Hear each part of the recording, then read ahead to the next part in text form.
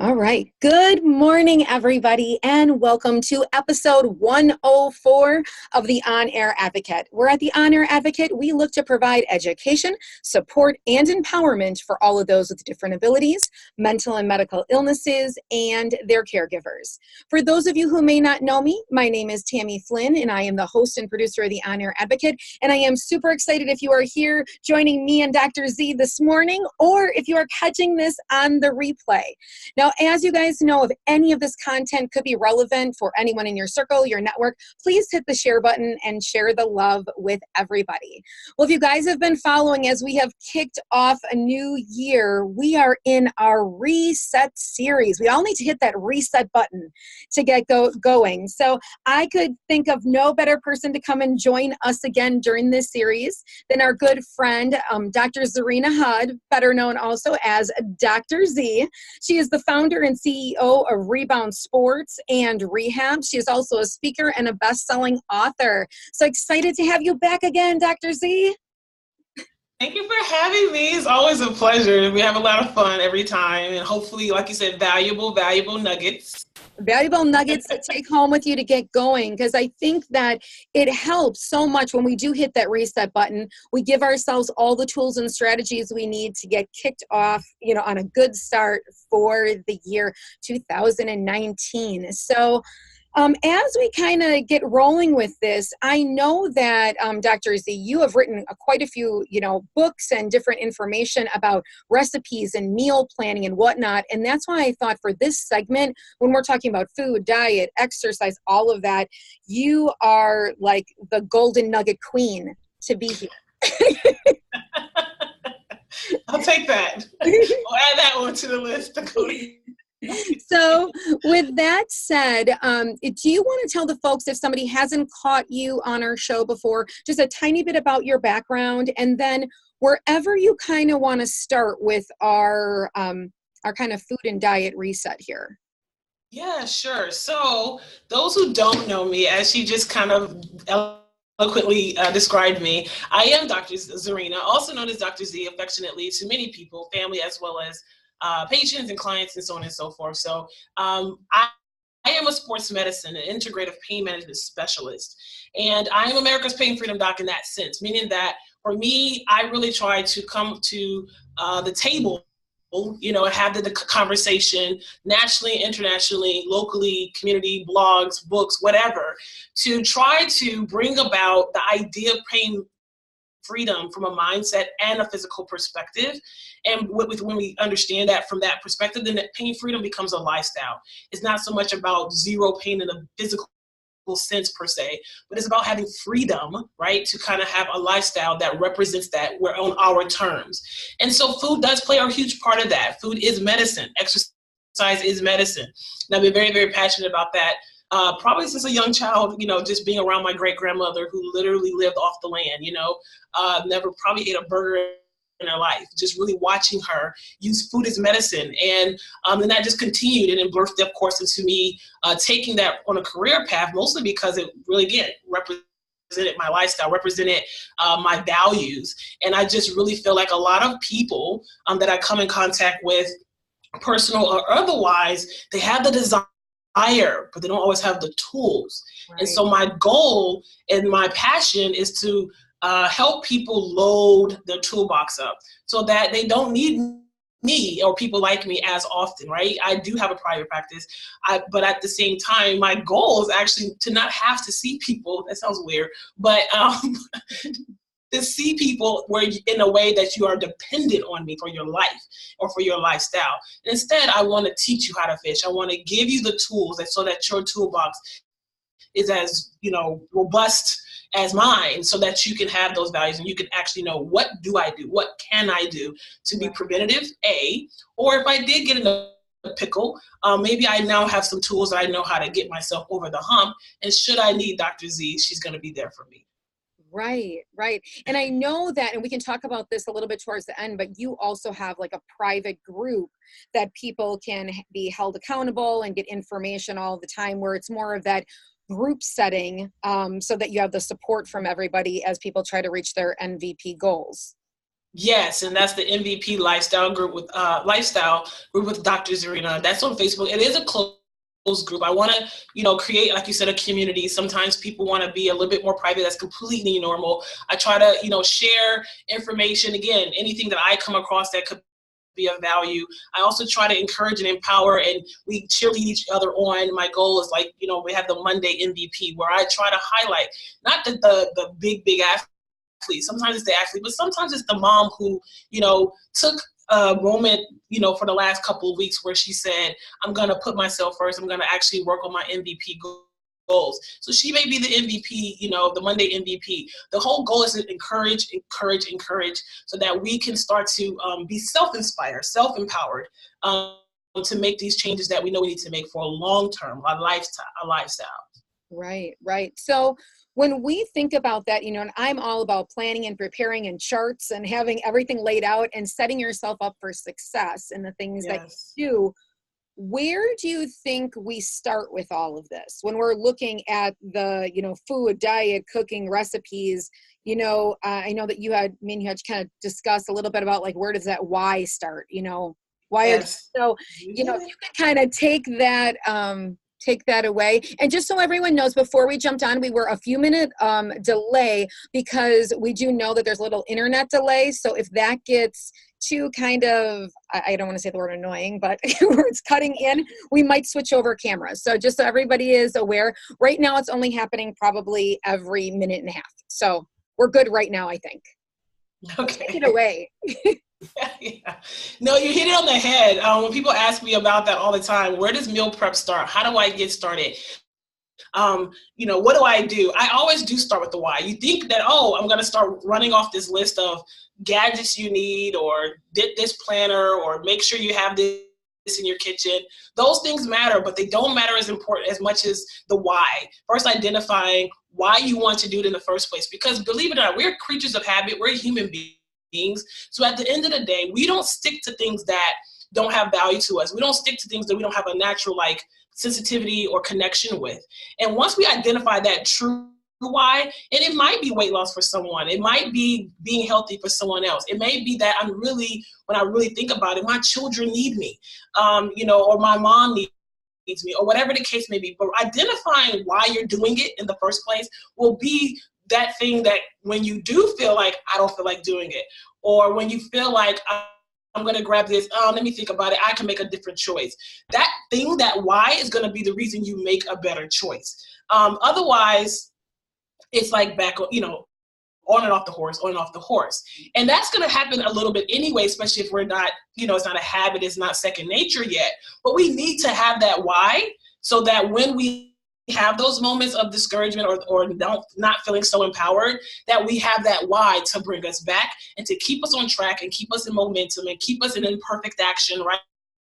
It's not about the perfection. It's about just keeping in momentum towards that MVP goal so that you can make better choices. So starting with that, start with your why. If you're listening to us right now, please think about that right now, or write it down on a piece of paper. If you're driving, don't do that, but maybe have a conversation with yourself about why I want to meal prep, why I need to plan, why I want to reset my MVP goals, which is health as well as mindset, emotional, spiritual, whatever you're trying to get at. Identify your why first. Mm-hmm. It's extremely, extremely important for any human being that wants to achieve a goal, no matter what it is. And after we identify our why, then we can start to get into some strategies. I actually kind of look at myself as a strategist in many ways, because every patient that comes through the door, they have different needs, they have different lifestyles, they have different priorities.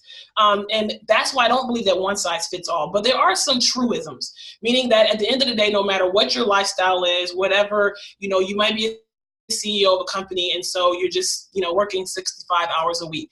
Or you may be a single mother that maybe doesn't work as many hours in a week, but you have, you're juggling a lot more, maybe in terms of here, there. How do I do this on the go, Dr. Zarinah? That's a conversation we have. And if you're a truck driver, that might look different. I've had those conversations with our truckers, well, your on the go looks like this, try this, or, if you're a teacher, yours might look like this. We're going to try that.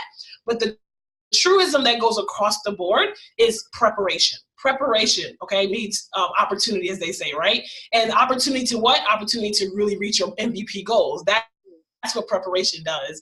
So at the end of the day, it is about preparing, identifying. Again, we're going to have a little homework, right? What I want you to do after you identify your why, the second thing you want to do is write down what are your absolute priorities. Okay, we identify absolute priorities. And sometimes what we decide are priorities are actually not. They're things that we really, really, really want to do, but they're not things that we have to do. And on a day-to-day basis is what I'm speaking on.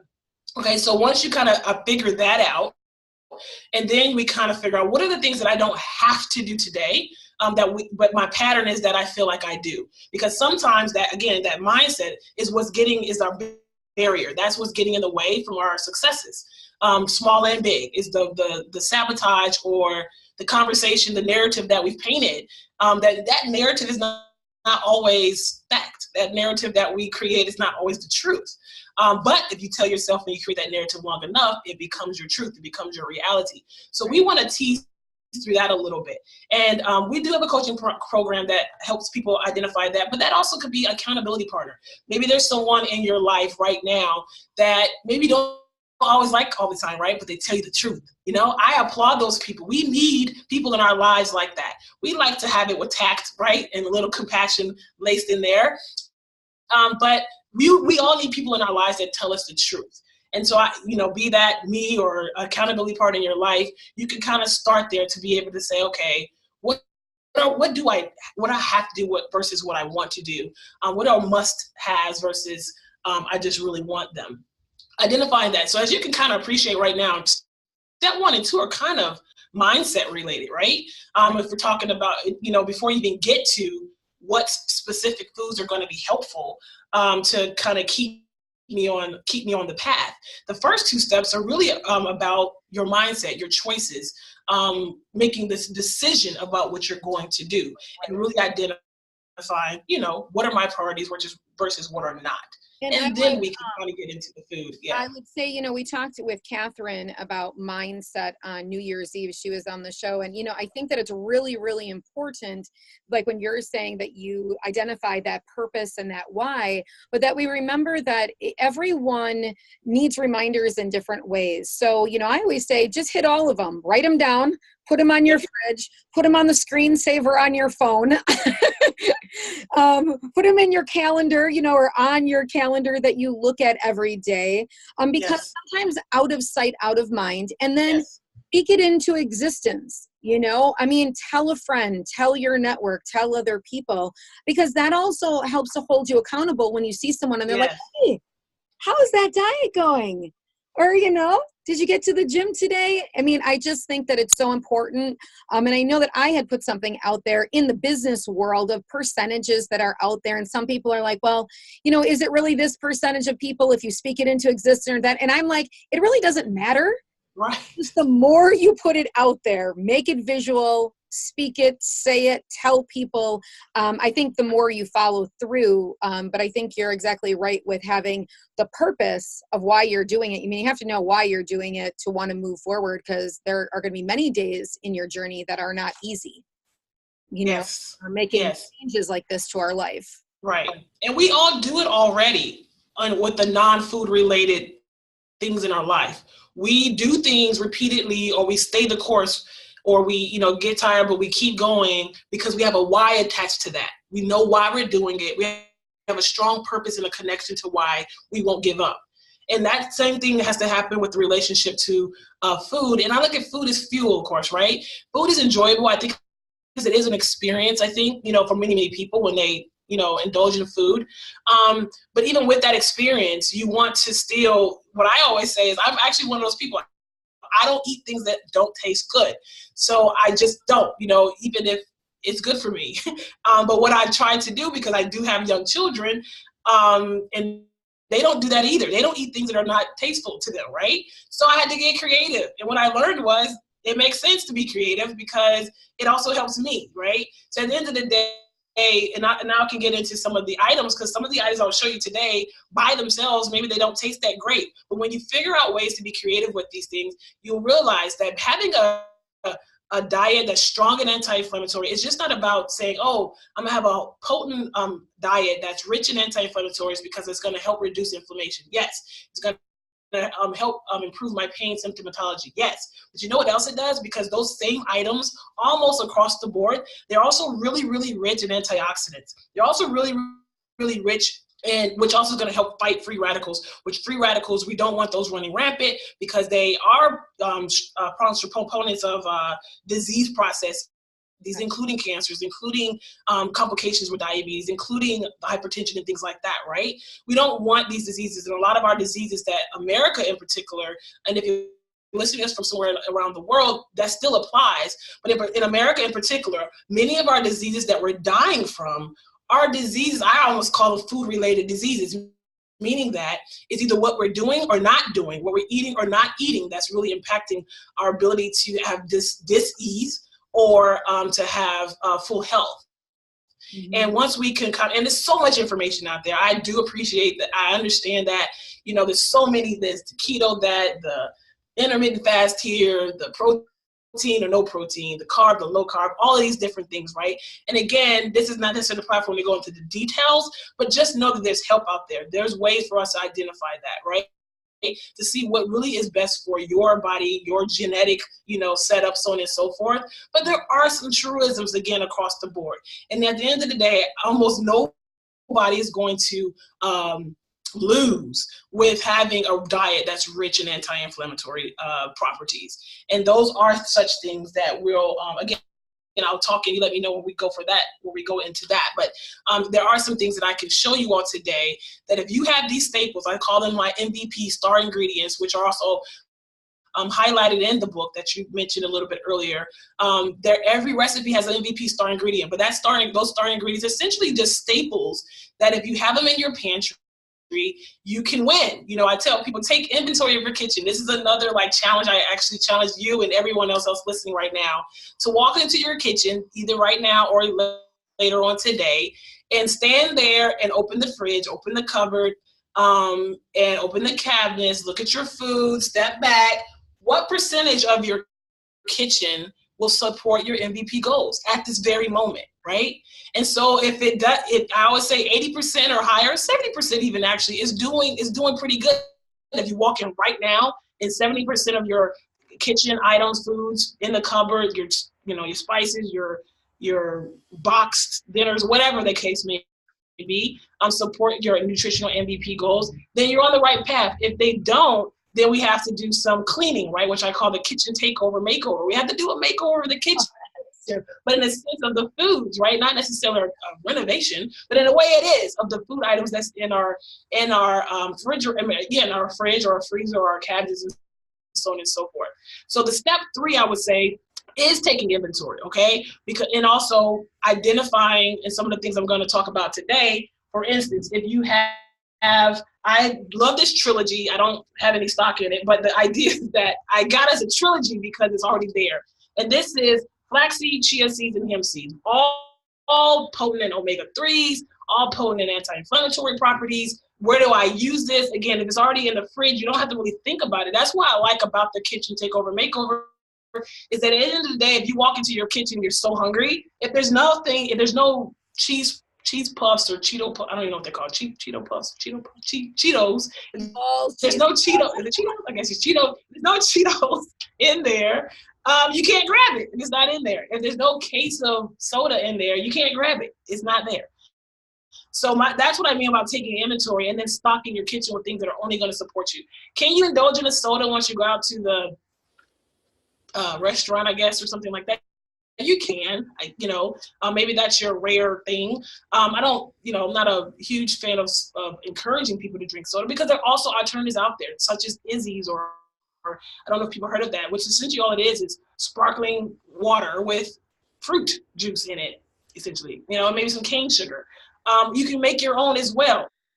Keep a staple. Your staple could be that if you love that fizz of a soda, then maybe you keep sparkling water in your home and you put your fruit juices in there and maybe a dash of cane sugar, or maybe instead some Manuka honey, okay, which is really, really potent also, really, really potent anti-inflammatory. It helps with also your immune system in general in terms of boosting that via low, or you just need a booster in terms of the Manuka specifically, as opposed to, the more loose kind of liquidy honeys that are a lot more filtered out, and also promoting that you get it as close to possible to your local environment, because especially with those people who have allergies, for instance, that really helps them with their allergies, that they're getting it from the honey that is produced from the earth, right, in their local environment. That tends to have a better impact on their allergy symptoms and their immune system compared to if you got the honey from, I don't know, across the country.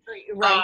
Now, when we talk about those 2 staple items that you've started with, if anybody is watching this right now and you want to drop those items below in the comments for the live, that can help below as we're going. So can you review that first one? So, I mean, I know our first thing when we talk about in our strategy here, well, the first thing is the why and the purpose, right? Figuring out that. The second thing, would that be strategizing? What was our second thing? Again, I want to make sure I got. The second thing is, well, the first thing is the why, and then the second thing is, identifying your priorities. Your priorities. Okay. Because what you have to do versus what you don't have to do, right? 2 is your priorities, and then 3, you're taking an inventory of your cabinets at home. Yes. Kitchen makeover, whatever. I'm gonna write that down when I re-listen to this. Kitchen makeover, takeover, whatever you're doing. And then now 4 is looking at some of those star ingredients after we've taken our inventory. What can we put in our house to help us be successful that are good for us? So the first ingredient that you were talking about, you said is a trilogy. And what is that? It's a trilogy, but you don't even, I would actually write down. So MVPs, if you're out there listening, advocates, if you're out there listening, please type in if you're online. It's called a trilogy, so it is something that you can get as a trilogy, but more importantly, what this trilogy is made up of, right? So number 1 is flaxseed. Have that in your state as a staple. Number 2 is chia seed, and then number 3 was hemp seed. And all this trilogy did was they put it all in one, so that you can put it in your oatmeal, you can put it in your rice, you can put it in, or even your cauliflower rice, right, if you wanted to reduce some of that starch and how it breaks down into sugars. You can put this in your smoothies, which are one of my favorite ways to use this. And I just got, a new batch, as you can see, kind of pull up there. But this is something, the flaxseed, chia seed, hemp seed are really, really potent anti-inflammatory. They're really high, rich in omega-3s. They are known to be, particularly hemp seed, I would give that, for example, has been known to be very helpful in pain, people that may have pain. Chia seed and flaxseed are kind of cousins, I call them in a way, meaning that they're both really rich in omega-3s, which help with brain health, heart health, are both obviously anti-inflammatory. So you really just can't really go wrong with just being a staple in your home. And again, identifying how can I use it? I put them in my children's oatmeal as well as ours. Again, you might sprinkle a little in your rice dish that you may be having, or stir fry, right? You may do all veggie stir fry, where you can sprinkle some of this in there and just add a little bit more benefits. You can put it in your smoothies, again, adding more benefits. So those are the first 3. And then after those 3, where was I going with that? I think I was talking to you about, my Manuka. Okay, Manuka honey was number 4. It doesn't have to be this brand. It's just one that I appreciate because it's has pretty good, And is that one a local one? So like in our area, we have some different, I don't know what you call, like a beehive farms, you know what I'm saying? Because I live in a small town where they actually produce pure honey, and it's derived there, and they make it directly from the bee. Yes. Yeah. And so is the Manuka honey more like something like, if you're trying to get the purest, but you probably don't have a bee farm close to you, is that something that you're buying at? You could kind of look at it like that. Yes, you could kind of look at it like that. The Manuka in particular, the studies support in a lot of the literature is that because of where it actually comes from, and that's the irony of what I'm about to say. Actually, this one comes from New Zealand, and the reason it comes from New Zealand is because that area has been known to be the most touched, or not as much, processing that happens, where they take it straight from the earth with little to no processing, and then package it, and then you have it, right? And then the potency changes too, so you can have different potencies of it depending on, I guess, your goals. But in general, it's been known, the Manuka honey has been known to have a stronger potency when it comes to getting those benefits that we're talking about. Okay. Yeah. And if anyone is listening within our communities and whatnot that has a bee farm, or, Oh yeah. or, just that, drop below. I mean, if you have any stats on that as well, like, Yeah, that's awesome. a beehive, what are they called? Oh, and also give us the name of what you're like, what is a beekeeper that makes the honey? Bee farm. Yeah. Yeah. I'm sure that they statistically know, somewhat of the ingredients, and also when we buy it processed through the grocery store versus like this brand, from New Zealand, whatnot. Because I hear so many things about all of the value of honey. I mean, I really do, from helping with colds and sore throats to just overall health. And so that's great. So And that's what I'm about. that's our number. Yes, I love it. Okay, do you have a number 3-star product? So I actually look at those as separate ones. So those were the three, and then the fourth one was the Manuka Honey. Number 5, I would call it, I guess you could say, is when I'm almost out of it. But because we use quite a bit apple cider vinegar, I make cough syrups with it. We cook with it. We put it in smoothies. I know that sounds kind of strange, but it doesn't take on a powerful, because you're not pouring a cup of it in there, but it does have its benefits as it relates to just overall. Some people talk about weight loss. It's not weight loss in the sense that it's like burning fat, but it does help with like kind of alkalinizing almost the body to help reduce the inflammation and reduce water weight in a lot of ways, but also the benefits in general when it comes to your immunity. Okay. And so apple cider vinegar is very effective with that, decreasing the inflammation. We all tend to, not all, but many of us, if you are eating an American diet, right, which is not necessarily, they don't even promote it as being healthy, right, per se. When we think of American diet, we kind of know what we're talking about: the burgers, the fries, the steaks, I don't know. Yes. The things that are probably highly processed. And these kind of ingredients, such as apple cider vinegar, can kind of help combat those things, because we all tend to have this smoldering, low level of inflammation in our bodies. And that low smoldering inflammation over time, you say you started really getting to this American diet around the age 10, but we probably know it's even earlier, right? And now you're 20, and now you're 30, and now you're 40. Thinking about that smoldering chronic inflammation in our bodies, and it's it's surprising when we develop diabetes. It's not surprising when we develop hypertension. It's not surprising when we develop these chronic fatigue issues, or we kind of have these vague symptoms of aches and pains, or even some of these autoimmune things or whatever. Some of them, they're not really correlated. That's a little different, separate topic actually. But the idea is that we have to combat that with something. So ideally, of course, I do like the 80-20 rule in that respect, or in the 80-20 rule, those who are not familiar, meaning that most of your diet is going to be with these type of ingredients. And then maybe 20% of the time in a month, it's 20% of a month, right? You may indulge in things that are not necessarily, you might indulge in your, I don't know, that cake at your favorite restaurant, or, that ice cream at that favorite parlor, something like that. It's not about deprivation and depriving you per se, but it is about that most of your daily lifestyle, and most of it is reflective of what you say you desire, what you say you want for your life and for your health. Is that most of the time, that's what it's reflecting. And these ingredients are things that if you're always in your kitchen, they're going to help you enhance that, because those are the only things you really can grab, right? So that's why I do encourage people, you can indulge in those things on an occasion. I'm not that you can indulge in those on occasion, but don't bring them home. I think that's where, that's another strategy that can help you make better choices. That if you can wake up in the middle of the night and go grab those little small pack chip things that, I know they buy them in these big bulks now, right? If you can wake up in the middle of the night and grab it, then it's there.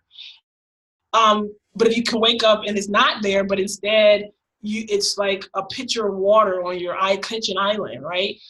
That's sitting out. Maybe you even put some fruit in it and it's beautiful and pretty. Present it to yourself, right? Then that's the first thing you see. Like you talked about, out of sight, out of mind. Food is the same way. If it's not there, you can't eat it. So that's a matter of you just trying to get into that discipline aspect of your lifestyle on these MVP goals. Eventually, I do believe, from experience and experience with the patients and clients even, it does become second nature, where you don't even desire those things anymore. You ask anybody that has cut sugar out of the diet, or cut certain things that are, maybe cheese even out of the diet. Eventually, especially if they indulged in the lie, eventually they don't desire it anymore. After about, like a month or about 3 to 4 weeks or so, you don't even desire it anymore. So it's not a thing. It's not something that, is drawing you to it. And then what your body instead is going to get it, because it also desires it. Those are things that we're talking about.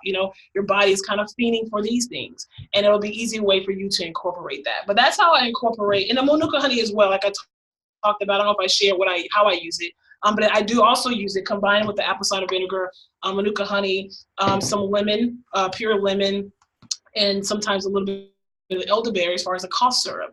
But then also the Manuka honey we put in our oatmeal.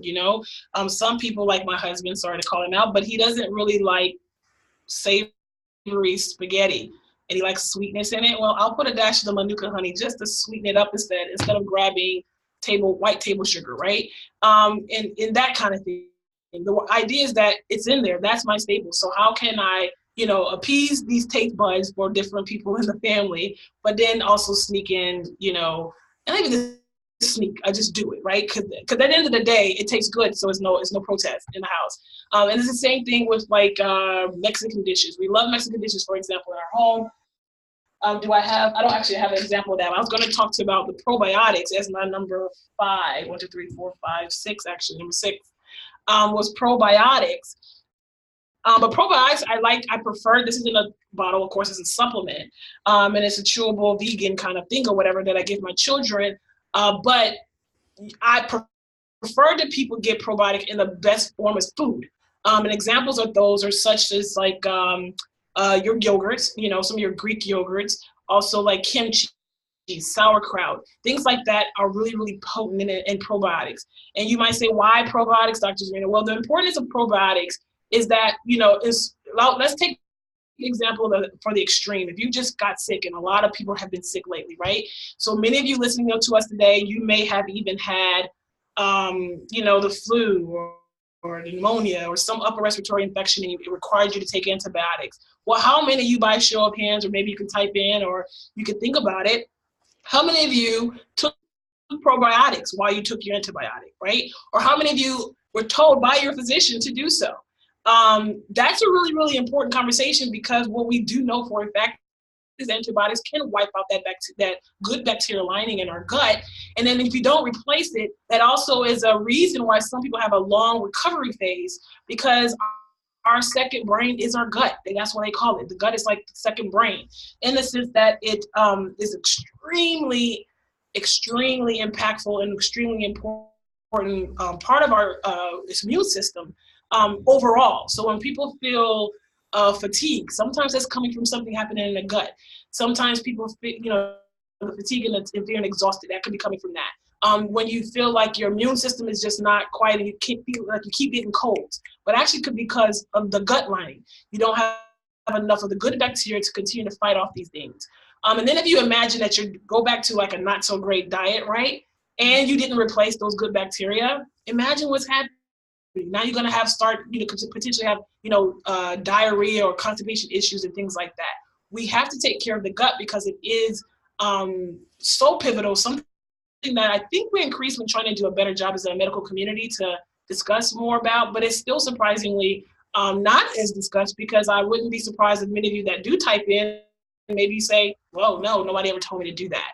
And it's really, really important. So anytime I start somebody on antibiotic, or if I hear a family friend on it, I encourage them, go get some probiotics. Make sure you're taking that. Again, maybe in the form of yogurts, and it can be a supplement form. 30 billion or so more cultures is probably ideal. If it's less than that, it's impactful, but it's been, in particular, if you've been on antibiotics, you want to make sure you kind of rev it up. And you have to do it forever. It should be a lifestyle. That's going back to what we talked about, right? Probiotics stay in my kitchen. They're always there in some form, be it sauerkraut or, the Greek yogurt, or in some form, or a supplement. The probiotics are always in the kitchen. And that's a really, really important thing. Again, as a lifestyle, is going to help maintain it, because our bodies and our environments are always bombarding us. And so it's almost like a maintenance thing that you just continue to promote, a good gut. It also is a reason why, meaning the lack thereof, is why a lot of people have what they call leaky gut syndrome. We have to protect the lining. We have to build that back up. And that leaky gut syndrome can actually, more and more literature supporting that it shows that it leads to all other types of diseases as well. That's not even directly related to the colon. And so we have to really, because again, if you imagine, it's leaking. Like that leaky gut syndrome is like literal almost, essentially. So you really, really want to try to combat that as well. Now, quick kind of going back. So for the two things we just covered, for the apple cider vinegar, quick question for you. Now, I have not dove into apple cider vinegar, but I hear millions of people talk about the apple cider vinegar. I have always used for kind of, I guess, detoxifying, getting off a little bit of excess water weight. I use lemon. And so how would you say that lemon or pure lemon juice stands up to apple cider vinegar? Like, where would you say the difference is between the two of those, for shedding water weight, for keeping inflammation down, you know what I'm saying, for that sort of thing? Are they both doing kind of the same thing, or would you say that there's many more benefits to adding apple cider vinegar to your water than there is to adding lemon to your water? Yeah, I don't necessarily look at it as an either or. Great question. That's actually a really good question. I don't look at it as an either or. I don't say that one could replace the other, because there's extra benefits as it relates to the way the fermentation and such that happens with the apple cider vinegar that actually is helping with, again, the gut even. The lemon juice, the pure lemon juice, of course, is actually high in vitamin C, high in antioxidants. The rind itself, even if you chew on that, it has a lot of more rich vitamins in there because that's where the things are coming from. You don't have to eat it, but you could chew it and get some of that out of there. But the lemon juice in water, I do encourage that. That kind of alkalinizes your body, which again, we all kind of are walking around quite acidic and more acidic than our bodies naturally want to be. And so, yes, the alkaline, and that kind of helps that. The apple cider vinegar, again, I also tell people, I don't encourage you to drink this straight anyway. You want to dilute this a bit. People can start to have impact on their teeth when they are just taking this straight.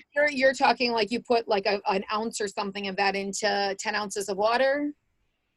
Exactly, or your 8 ounce, you might put an ounce in your 8 ounce cup of smoothie or something like that. You want to dilute that. And I actually, my husband included, he'll do the apple cider vinegar and the lemon and some cayenne pepper and some inside of some water, and then drink that. So that and all of those kind of play together, and that's why I don't consider it either or. They kind of play together, and they have their both, all of them have their importance. The vitamin C and the antioxidants enriching from the perspective of the lemon, and also alkalinizing. The apple cider vinegar does the same thing, but also has added benefits of the protein and the protein enzymes, and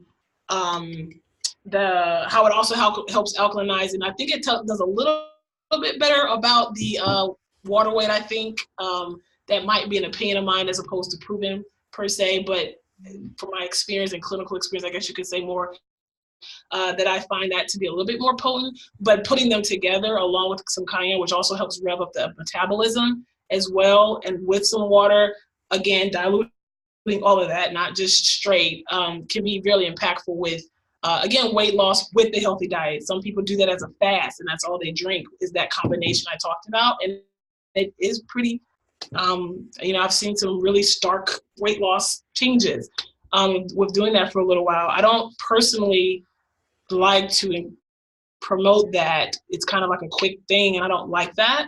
I prefer you do that along with, foods that are like, rich, vegetable food. Maybe you have maybe you do plant-based diet along with it if that's what your goal is. But and also is a good way to detox, which is why you see that.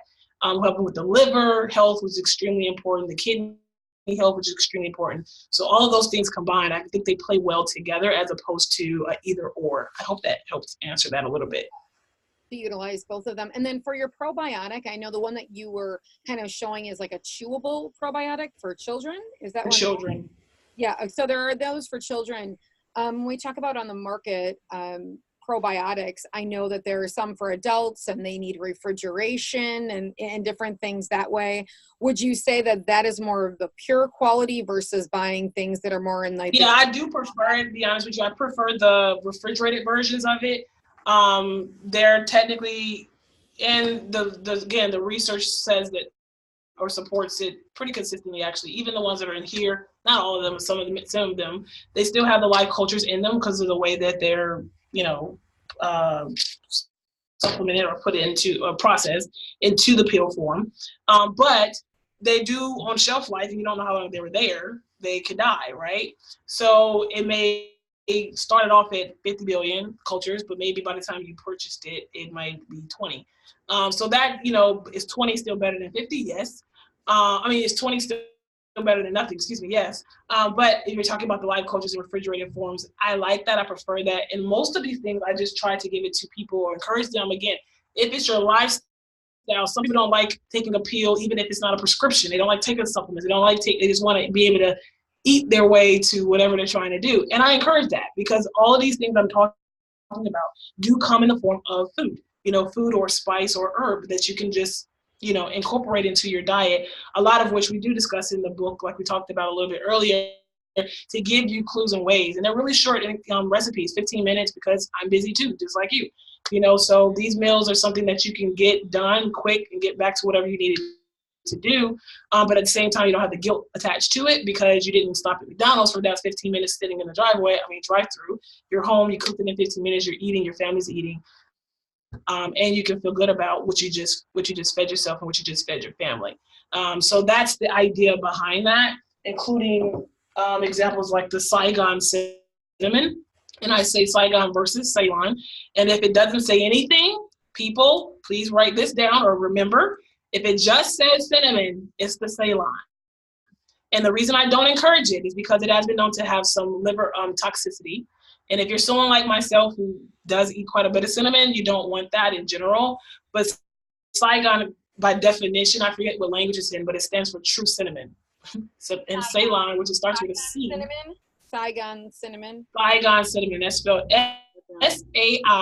Saigon. So if you're going to get a cinnamon, please, please, please get Saigon Cinnamon and not Ceylon Cinnamon.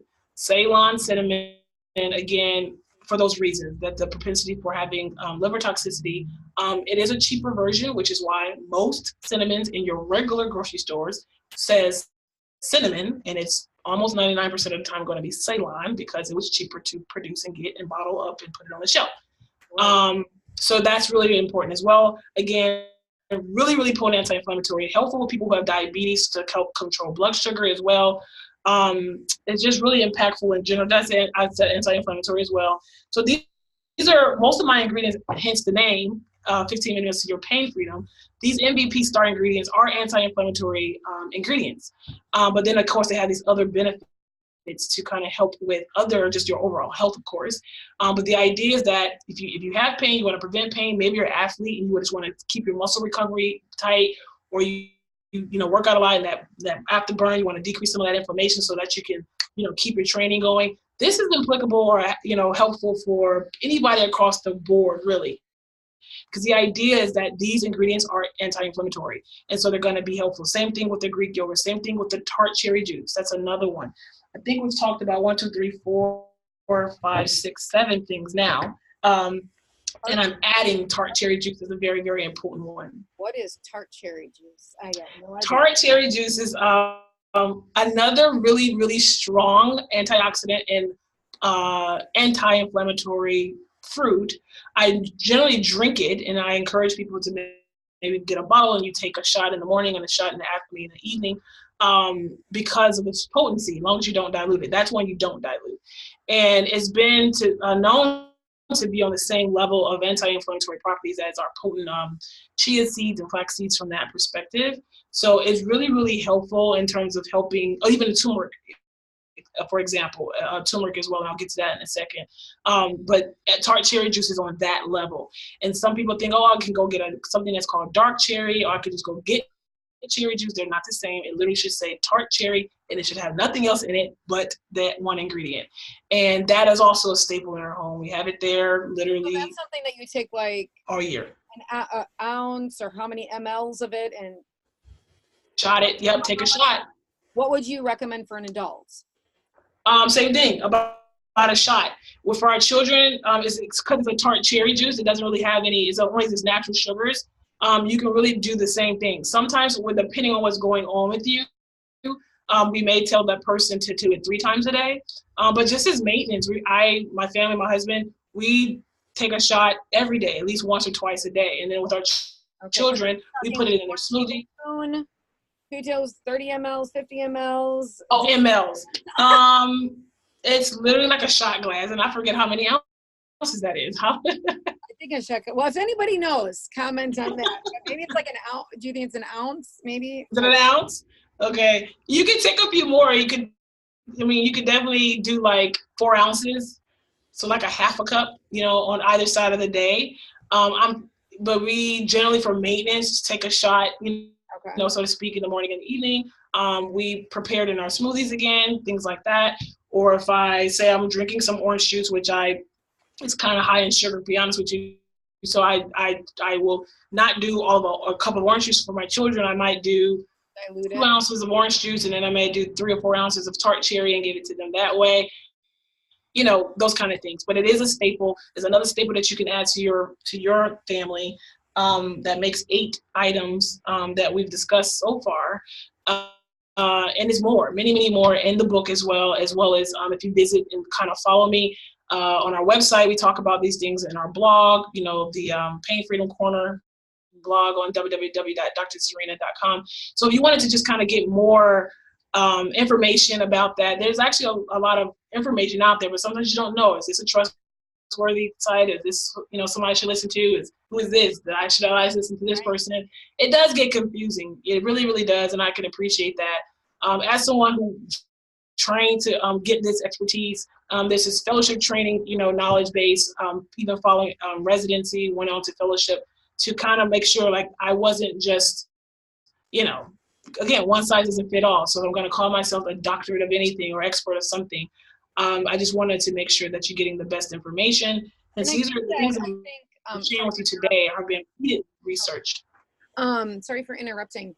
I don't know. I think it's so valuable what you were saying about like your private group. So when we're talking about something like the tart cherry juice, when you have a group to be involved in that you're getting good content and good information, throwing back, oh, how much did you think again? What should I start with? What is the brand that I should use? There is so much value within that to know that you are purchasing the right item or the purest form, or at least getting the precautions like, hey, I don't know you personally, but I would say this, but you might want to check with your pharmacist or you might want to check with your doctor.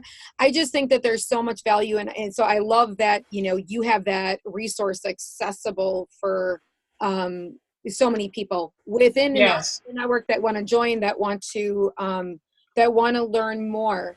Now, for ingredients, should we stop there, or do you want to talk about that turmeric at all? Is it turmeric? I could just share with turmeric in general because I know it's a popular thing. I hear it all the time, and I don't use that either. I know. I guess, and then we can stop after there or go, change directions. But the turmeric, I'll touch on it because I know a lot of people wonder about it if you're not using it, or if you are using it and you feel like mine doesn't work, or you are using it and you're like, mine is great. I've had all kind of different, conversations about that. Turmeric is, in its natural sense, it kind of looks like a ginger root. It's a root, essentially, is what it is. And it kind of looks like ginger, which I won't talk about that one, but it also is a very high anti-inflammatory. It's also an MVP star ingredient, including turmeric is an MVP star ingredient in the book. But it's been known to be even more effective than Motrin for helping pain and arthritic pain and joint pain and pain in general. So if you're like someone who likes to pop a Motrin, or you think of pain and you think, oh no, let me go get a Motrin. Instead, you might grab, turmeric and create a turmeric latte, or you might make a turmeric tea, or you might, cook up a quick curry stir fry, which turmeric is in the yellow curries. Turmeric is pretty potent in your curry dishes. So again, we cook with it, is how I use it. We also drink it as a tea, but mostly I cook with it. And so every week, some kind of way, and also we have the herb, where we actually will get the turmeric and steep it down, and we might put it in our smoothies. So on a weekly basis, again, a staple, MVP star ingredients to make sure the kitchen supports yourself. Turmeric is in our kitchen. I want turmeric to be in your kitchen. I want all of these to be in your kitchen. I will say caveat, which I would typically say beginning, middle, and end, but in general, I want to make sure I state, if you are taking prescription medications of any kind, right, to then still check with your physician. Let them know, here are some ingredients I would love to incorporate into my diet. Are there any reasons that I should avoid this or that? Any interactions that it may have with my medication? So go to your respective physicians to still make sure all the things are natural, right, that I just discussed today. But it doesn't mean that if you're on a prescription medication, sometimes they can have interactions with your medications that could be, problematic in certain cases. Not always. A lot of these things, there's no issue because it is food and it's just naturally food.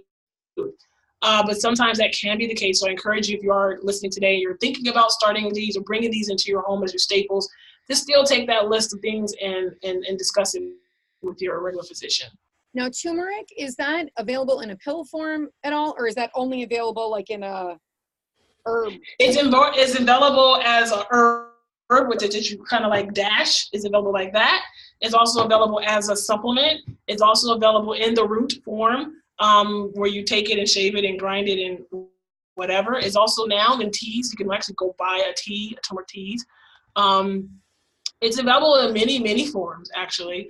Now, since you can get it any kind of way. In an oil form, too? Is it available in an oil form? I've heard that. I've seen it, maybe, but it's not as ubiquitous, or it's not as readily available like that. I think the oil, it can be helpful.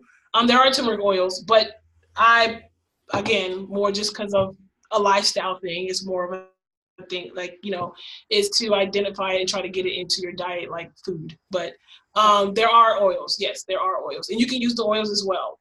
Just be, read the labels and that kind of thing. Right. And now I know that through the book that you have, and do you have more than one now on meals, or is there the one meals recipe? What are the categories of it? I know the one we're talking about is the 15-minute, right? The 15-minute recipe book. Right. How does that kind of play out? So it starts out, obviously, it's kind of giving you some structure inside of it, and then you're going through kind of your star ingredients, and then does it become like a recipe book? Yeah, so the structure of the book is actually, in the beginning, I kind of tell you my why is real as well, and the importance of it. I also kind of give people an understanding of the difference between inflammation and pain. I talk to you give you a little education, essentially, so that you can kind of appreciate and understand, okay, when I start to talk about these MVP star ingredients, that makes sense. So I give you context of what's happening to your body right now, that to most of us, I will literally say most, I can honestly, confidently say most of us, what's happening to most of us right now. So I give you context to that in a chapter, and then we start talking about the MVP and star ingredients, and then there's over 40 plus, I believe, or more, maybe I can't remember how many recipes, but there's snacks recipes, there's breakfast, there's lunch, there's dinner, there's dessert, and all of them are 15 minutes or less, exactly, with their MVP star ingredient. Do you have one that you would pull out or that you would love to show as a favorite that you can show on the screen as a favorite? Oh, a recipe? Yeah. You have one okay. favorite? A favorite. That's a good one. Let's see. Cheesecake. I love cheesecake. What could I put in cheesecake? Maybe that tart cherry juice I could put in some. You know what? I don't have a cheesecake in here, but I do have, you can see that. Oh, snacks inside. Snacks inside. So this one is a favorite with the girls and probably even myself, because I do like Reese cups. I don't know if you like Reese cups, then you would like this. But it's the Reese cup smoothie. It's kind of in that lane. The MVP star ingredient in this one is like your almond butter, which again, high in protein, is a good fat for you as well. It has a pea protein, a chocolate pea protein powder in there that's actually, again, more protein, but in a plant-based form. This one has chia seed, elderberry, and kefir, as well as hemp seed. So it's really packed in there, but you don't know it because the flavor is like a Reese cup. So that's really a favorite one. The girls really enjoyed that one, and I do too, because I like pretty much anything chocolate. Mm-hmm. Let's see, maybe a snack. That was in the dessert lane. And maybe I just love this. And it makes it so handy. And then you have your list of the ingredients you go get from the store, and you go pick Yes. those up, you get your stuff cleaned out, and then, you know, you can follow. And just think about it. I mean, Yes, it's then you can follow, you have your list. for like, you know, your first month at least to get going. Because, you know, sometimes you need direction, especially when you're starting something. Exactly. And that's what I hope. Exactly. You're like, okay, I got it. I can jump in with this. I know what to do. I even talked to you a little bit about the like little gadgets that I use that are helpful, that are, again, really low price, because again, like, we're busy, we're trying to be economical. You don't need these gadgets, but it's certain things, like if you really love pasta, for example, those spiralizers to create your own spaghetti, they are really inexpensive, and it's something that would be great to have in your home if you really love spaghetti. But there's other ways that you can do your spaghetti, like a zucchini. Or different things like that. And those spiralizers are just lifesavers, because again, you can have that and still, put that with your spaghetti sauce that your homemade spaghetti sauce with your ground turkey meat or ground chicken or whatever. It could do ground meat as well. I also usually add this, or if you already have your book, then you already got this. It's like a bookmark, but it's a whole list of your MVP starting ingredients. If you don't, there is where you can get this on our website as well in a PDF file. Nice. But it's basically 15, Dr. Z's MVP pantry list is what it is. But again, helping people kind of kickstart, their goals. And then also you can be able to see that in the book itself. But we have, like you said, over, I don't forget exactly how many, but we have an avocado chocolate pudding. I don't know, again, I love chocolate, so there's a lot of chocolate in there. There's an avocado chocolate pudding that we love. You don't taste the avocado. To me, avocado by itself doesn't have much of a taste anyway, but by the time you have the avocado, almond milk, the cacao powder, some Manuka honey, banana, and on the top we kind of sprinkle with some coconut shavings. You don't have to do that, or you can leave that part off, but that was optional. But it comes out really rich and dark because we use like a dark cacao nibs chocolate when you grind that up. So that's really, really tasty if you like chocolate. Obviously, you guys know I like chocolate. But how I can incorporate that without feeling bad about it is how we've kind of added that into here as well. And then just different things like that. I think more than anything, we kind of get on the go. So I try to incorporate things that are easy to take with you because if you live a life like I do, I'm not sitting much. Or I'm constantly, if I am, I'm kind of wanting to quickly eat and then keep it going and keep it moving.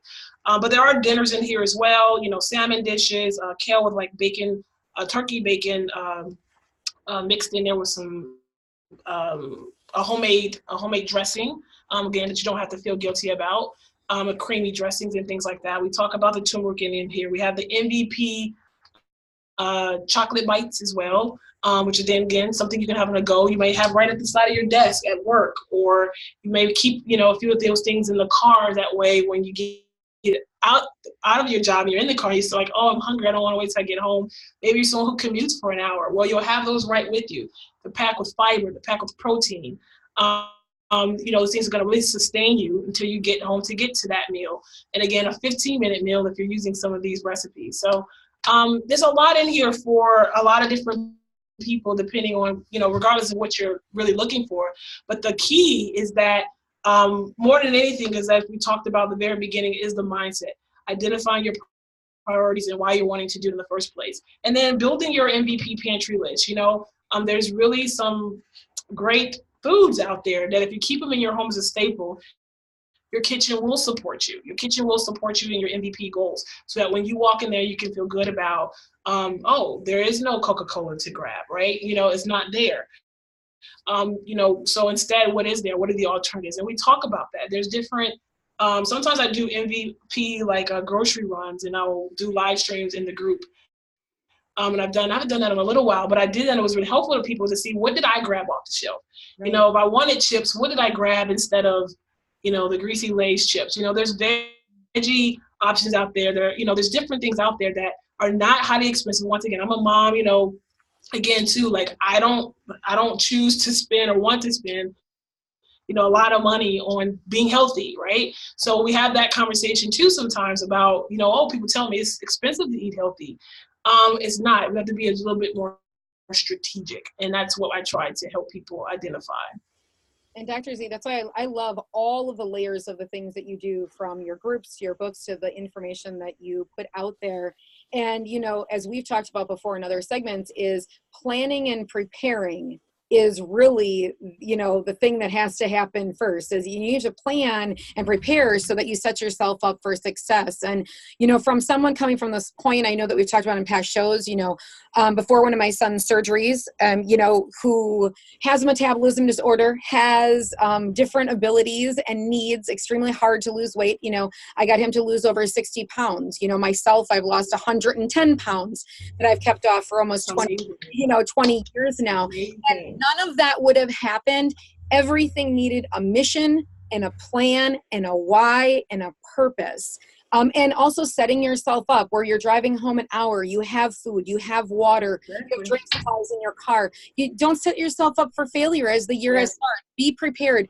You know, get the book, have the meals prepared, have a list of things you can go to, have resources, you know, like Dr. Z, like the On-Air Advocate, where you can ask questions. Hey, what do you think about this? What do you think about that? So when you're in the grocery store, you make the right decisions. Or, you know, if you're ordering something online, you know that you're not getting something and then you're like, oh, disappointed because it wasn't what you thought it was going to be, or you didn't have good direction. So I love how you touched that. Like, that is everything to me, because that's exactly what I'm saying. Even with some of these meals that maybe 15 minutes, they can even be reduced even lower in some ways because of the preparation. Because some of these meals are only 15 minutes because you're chopping.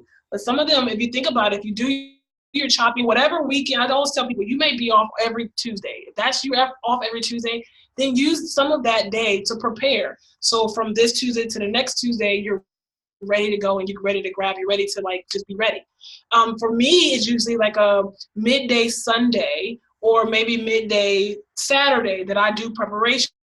So I know what we want to do for the week. So maybe I'll choose 3 vegetables that we're going to eat throughout the week. So my husband, again, team players, bring in your team. It might be a husband, it might be your teenager. They will also get on board, in particular the children, if they feel connected to the process.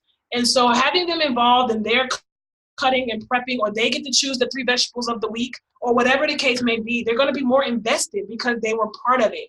And I let my children do that as well. What are our vegetables for the week, girls? They're 6 and 4, and they'll tell you in a second, oh, mommy, there's nothing green. You know, maybe, you know, okay. I want them to have those conversations like they're telling me, Mommy, let's get the kale, whatever the case may be. So when we choose those 3 vegetables, instead of waiting till Thursday or Wednesday to have to, you know, cut up everything, we may do all the cutting and then put it in a big bowl or a big bag or whatever in the fridge. And when we're ready to like stir fry it up or put it in the oven, it's already cut. We literally just pour the bag on the pan and put it in the oven for 10 minutes. And then we're eating in 10 minutes.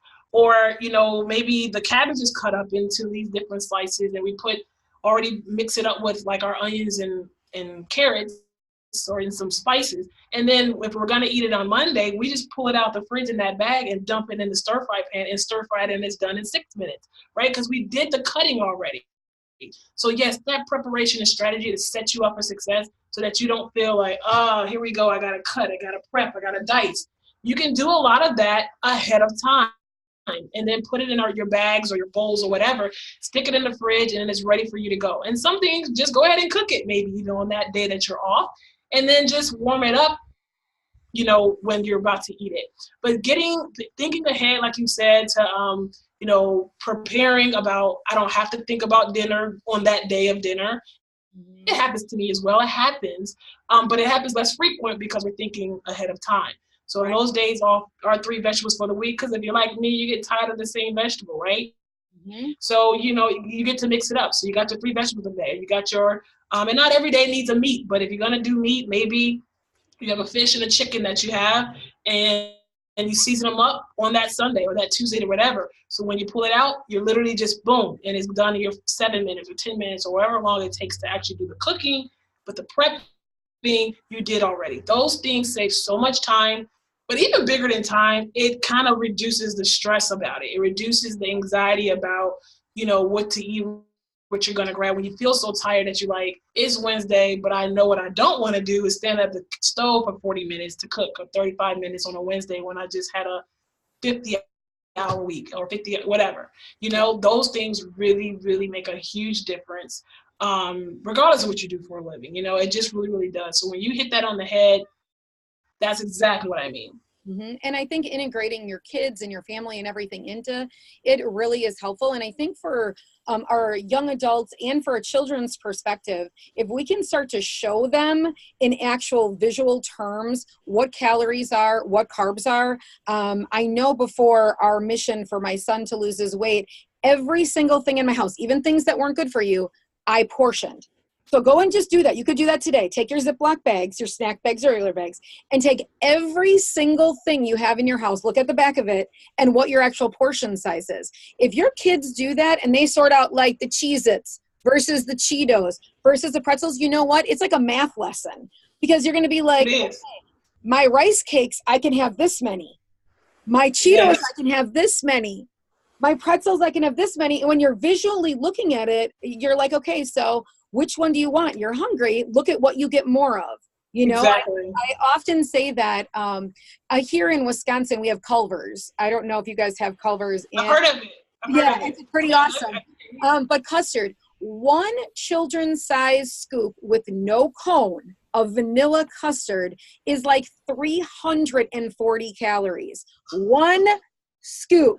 So I always say you can have a children's kids meal with fries and chicken tenders and a soda for the same amount as that one scoop. So let's do the math. And so, you know, sometimes for our kiddos that have different abilities, it's hard to get them to calculate things in their head to understand, or our little young ones, or sometimes us as adults. We're kind of hard-headed. But when you lay it out like that, like, okay, so I could eat 4 of those meals for eating one Sunday. I mean, it's pretty simple. Yeah, like you said, the visualization is crazy. And that's why I talked about the experience with food. I mean that too. Like, and like you said, you're not just children, but adults as well. It's an experience. So even when you think about what it looks like, you know, that's another example. You're like, okay, showing, like, when you really think about the foods that I talk about, plants and fruits and vegetables and things like that, they're very colorful. I always tell people, when you look down at your plate, if it's a monochrome color, start over, do over. Okay? Right. You want your plate to have at least 3 colors. Mm-hmm. And when you sit down every meal, whatever it is, it should be at least 3 colors. Why? Because the importance of how they integrate with each other is really what's giving you the maximum benefit. There's certain things that red and purple food have in them that yellow and green don't, and vice versa. There's certain things that orange colored foods have that white color doesn't. You know, there's a reason for these different colors, that they were created in those colors. Those colors come with certain health benefits. So when you have one color, then that means you're missing something else that you're not getting. And so your body will get it. It'll crave it in a certain way, and you won't identify it as that. So you may grab other things trying to fulfill what your body's craving, but if you notice in our challenge, this is another challenge, the kitchen challenge, the inventory your kitchen and what percentage is your kitchen, of course, supporting your MVP goals. But I also challenge you to do that for a week. Challenge yourself. And then I'm sure it'll continue. But at least for a week, challenge yourself to have at least 3 colors on your plate. And I will say the colors do not include white and brown. Okay, so brown and white are not colors. So you may have it on your plate, but they don't count. Is my point. Okay, they don't count. But colors are your red and your yellows and your purples and your greens and your oranges and your reds, right? Put that on your plate. Identify at least 3 colors that you can grab and put on your plate. What I've had happen to us sometimes is that I look at the plate and also only see 2 colors. My girls do this now, again, bringing the children involved, teenagers as well, whatever, is that we'll see 2 colors and they'll say, we need another color. So I may say, okay, we don't really actually have another vegetable made up. I don't really want to add any rice because it doesn't count anyway, right? It's not as a color. So you'll know, we'll go grab a handful of blackberries out of the refrigerator, and that'll be a side dish. Who said blackberries can't be a side dish at dinner? Who said? Like, we have to kind of, again, be more creative and strategic about it. Our fruits and vegetables are fruits and vegetables, and they can be eaten at any point in the day. They don't have to be just for our yogurt parfait. You know, it may be that your side dish tonight is, you know, blackberries and strawberries, or, you know, a combo of of berries. That might be your side dish with your green beans and your baked chicken or whatever. We can get a little bit more creative. People don't do that often.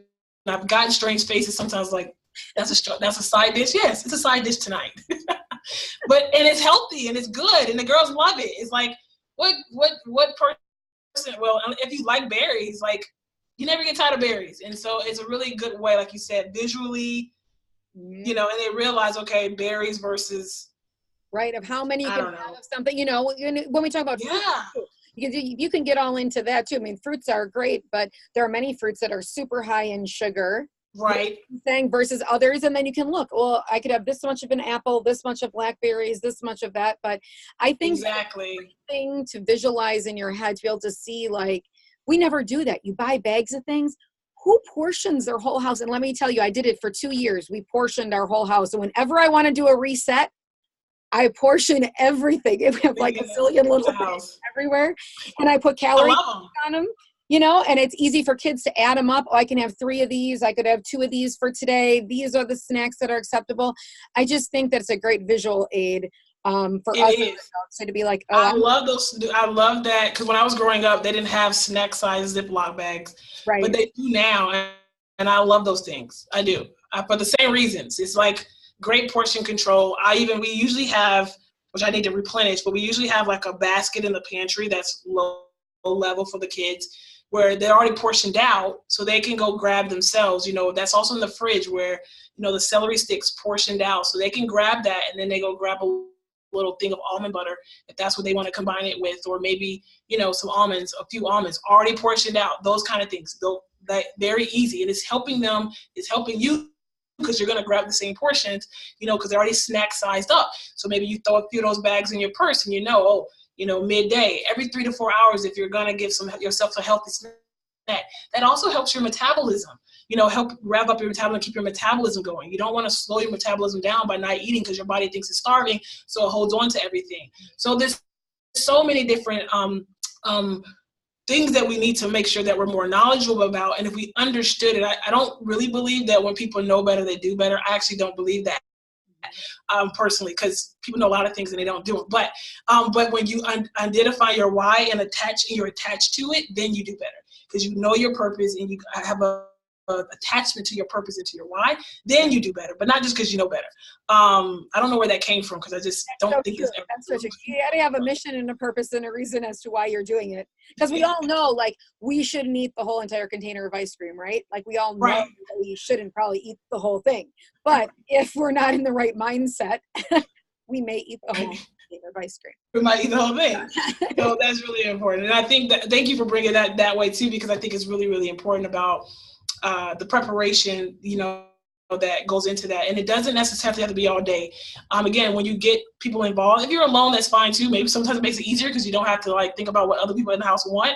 But when you're either way, take that prep time that may take you an hour or less. Sometimes it just kind of depends, but it may take you an hour out of your day, but you're off that day anyway.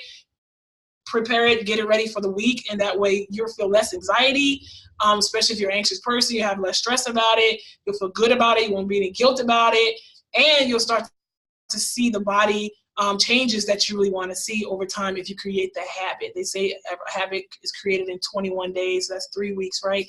Doing things consistently, imperfectly, but consistently. That's the other thing, that piece about not sabotaging. Say, I don't fell off the wagon, well, I'm gonna just stay off the wagon. No, I mean, it's, that's not what it's about. It's not about the perfection. So I encourage you all to love and be kind to yourselves in this process, because it is a process. Life is a journey. It's not a destination. And with this journey, there's ups, there's downs, there's valleys, there's hills, there's mountains, all of those different things. But be kind and be gentle and be loving to yourself through that process, because that's going to help you stay in gratitude.